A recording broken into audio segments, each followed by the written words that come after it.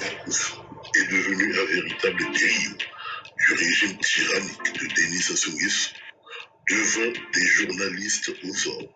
Ce dernier s'est permis de narguer les entrepreneurs agricoles congolais qui font souvent face à toutes les difficultés et aux lourdeurs de l'administration corrompue du pays. Venir au niveau du chemin de fer, mais le chemin de fer, voyez l'état de la marchandise. On ne comprend plus rien, surtout la gare de Madimou nous fait dans des situations difficiles. La demande est faite avant que tu ne rentres. Quand vous venez ici, voyez loin de la Lekoumou. Nous pouvons, la première gare, quand je pars de la Lekoumou, enfin je suis de l'axe Sibiti-Madimou. Donc la route la plus proche de Madimou-Sibiti, c'est Madimou, la gare la plus proche. Quand nous venons à Madimou, au lieu d'aller à l'OTT là où c'est favorable, mais nous venons en gare de Madimou parce que toutes ce sont les gares. Mais quand nous venons en gare de Madimou, regardez ce que nous sommes en train de subir. Toutefois, ce sont les mêmes situations. Les demandes ont été faites. Les 3 trains sont déjà passés avec nos wagons. On ne comprend rien. Pour la district à Mabombo, depuis, bon, mon quota normalement on a boit là depuis mardi passé. Nous ça la commande demande à wagon. Normalement bête avant bête quota bête ça la demande à wagon. Bête ça demande à wagon de toi bête qu'on a boit là. Donc je bête parce que bête quota demande à wagon fait déjà quoi. Mais vraiment tout rien est vraiment bête na zaba veille qui ba demande à wagon qui na kusimba diave bête que pèse ba mbongo na ba demande à ba wagon bête que comme na ba gare ba wagon qu'élevé ba bim me beba be moské na tarafa so ba bim que na beba que ba périssable. Répondant aux questions sur la concession des terres agricoles du Congo au Rwanda, l'individu n'a pas hésité de menacer à demi ses interlocuteurs en les qualifiant de personnes mal informées. Un qualificatif qui laisse peu de place sur l'identité profonde de l'actuel Premier ministre du régime répressif de Brazzaville. Kouliné Makusu peut-il avoir de la hauteur pour faire un bilan de son passage au sein du ministère de l'Enseignement? Il parle d'initier des réformes dans un pays en quasi faillite. Les investisseurs sérieux se font rares. Un régime qui n'hésite pas de manger de l'argent à l'échelle internationale. Kouliné Makusu peut-il dire face caméra pourquoi le système de l'enseignement congolais, après plus d'un demi-siècle d'indépendance, est frélaté et garde une empreinte néocoloniale? Quelles sont les réformes substantielles qu'il avait apportées quand il était ministre de l'Enseignement? Nous vous laissons apprécier 2 photos montrant Kouliné Makusu inaugurer une cantine scolaire.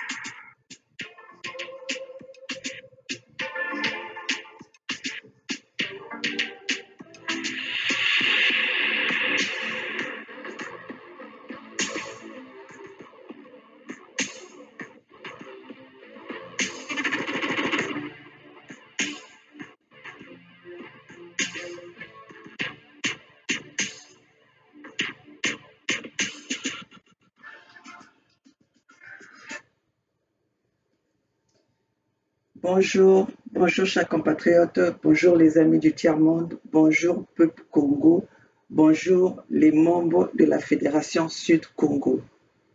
Chers compatriotes, vous avez vu l'image que je viens de vous montrer. C'est la réalité que vivent les peuples Congo au quotidien, exigés par les Mboshi. Chers compatriotes, aujourd'hui, je viens vous annoncer, bien que nous le savions tous, vous savez depuis combien de temps que nous sommes en train de vous parler de cette Fédération Sud-Congo, que vous vous êtes rendu compte du drapeau que maman, des couleurs que maman Olga porte, les couleurs bleu, blanc, jaune, qui représentent les couleurs de la Fédération Sud-Congo. Chers compatriotes, la Fédération Sud-Congo est désormais un État souverain et indépendant. La Fédération Sud-Congo ne dépend plus de la République du Congo. Depuis octobre 2021, la Fédération Sud-Congo a été créée par la volonté des peuples Congo par la voie de la signature d'une pétition. Les peuples congolais n'en pouvaient plus de vivre sous la colonisation, sous les bombardements et les massacres des Mboshi. Désormais, la Fédération Sud-Congo, avec une superficie de 165 km², avec une population de plus de 2 millions, je fais allusion à ceux qui ont signé la pétition. Et cette pétition a été signée au nombre de 2 500 000 habitants. Aujourd'hui, toute autorité présente sur notre territoire ou toute décision qui vont se prendre sans le consentement des peuples congolais est une violation. Donc, la présence des gangsters Mboshi est une déclaration de guerre au peuple congolais. Puisque l'ennemi présent sur notre territoire n'a pas notre autorisation et utilise les moyens, les forces armées françaises pour tirer sur notre population, nous serons dans l'obligation de nous défendre. Et pour nous défendre, nous faisons appel à tous les partenaires du monde entier de venir soutenir ce peuple Congo qui aujourd'hui est un pays nouveau qui vient de se créer par la volonté, par appel de ces peuples qui n'ont cessé d'être martyrisés par le gouvernement Mboshi qui est au pouvoir depuis 5 décennies.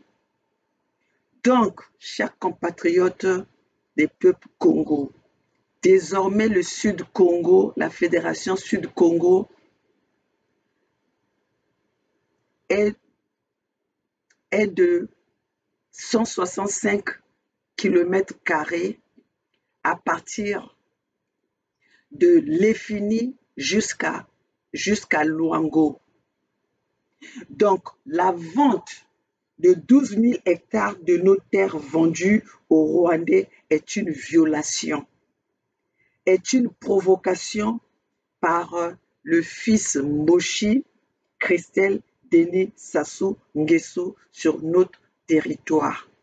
Alors, chers compatriotes, les 12 000 hectares que le fils Mboshi vient de vendre aux Rwandais est nul et non avenu. Parce que depuis octobre 2021, la Fédération Sud-Congo et la République Congo ont été divisés et c'est maintenant 2 pays différents. Alors, nous considérons cette vente de 12 000 hectares que Christelle Denis Sassou Nguesso a vendu aux Rwandais sans l'autorisation des fils Congo, sans l'autorisation des autorités de la Fédération Sud-Congo, est une violation sur nos terres. Alors, chers compatriotes, je viens au nom de tous les Congos, je viens faire cette déclaration que nous ne sommes plus dans la République du Congo avec le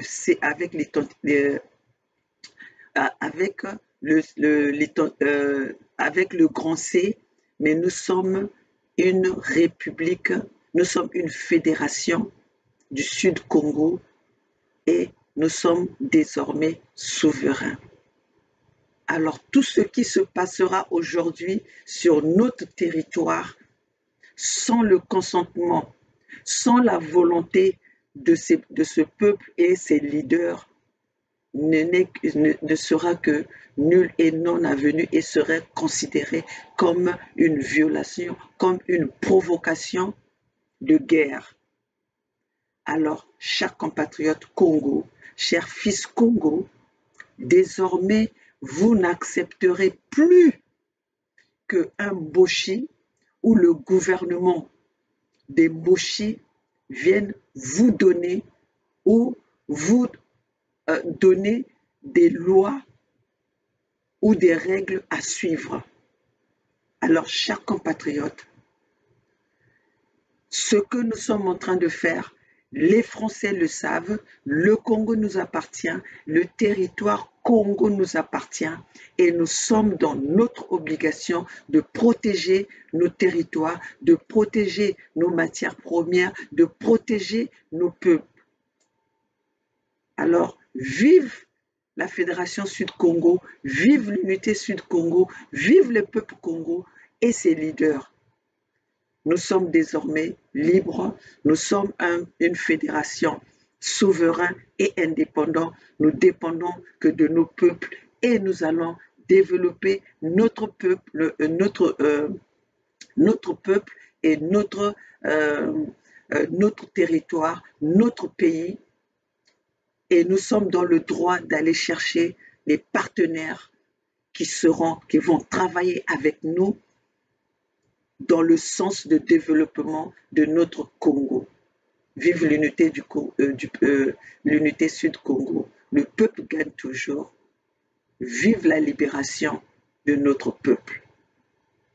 Ingeta, Ingeta, Ingeta.